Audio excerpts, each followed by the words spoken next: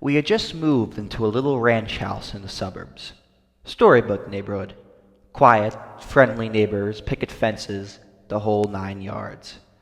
Suffice it to say, this was supposed to be a new start for me, a recently single dad, and my 3-year-old son. A time to move on from the previous year's drama and stress. I viewed the thunderstorm as a metaphor for this fresh start. One last show of theatrics before the dirt and grime of the past would be washed away.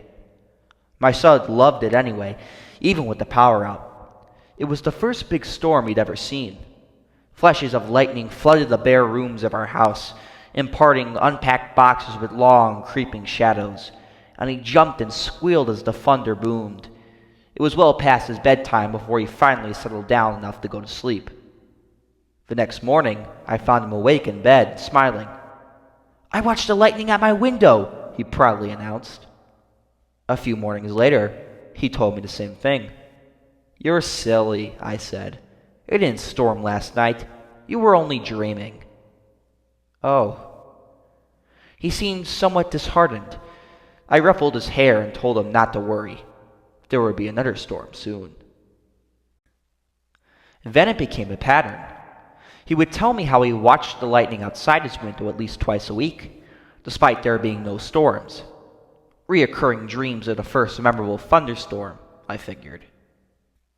It's easy to hate yourself in hindsight. Everybody assures me there's nothing I could have done, no way I could have known. But I'm supposed to be the guardian of my child, and these are useless words of comfort. I constantly relived that morning, making my coffee, pouring milk over my cereal, and picking up the newspaper to read about the pedophile local authorities had just arrested. It was front-page stuff.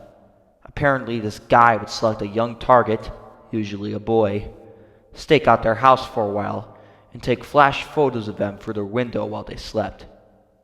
Sometimes he did more. My stomach sank as the connection was made. At the time, it was merely something from a child's imagination. In retrospect, it is the scariest thing I've ever heard. About a week before the predator was caught, my son came up to me in his pajamas. "Guess what?" he asked. "What?" "No more lightning at my window." I played along.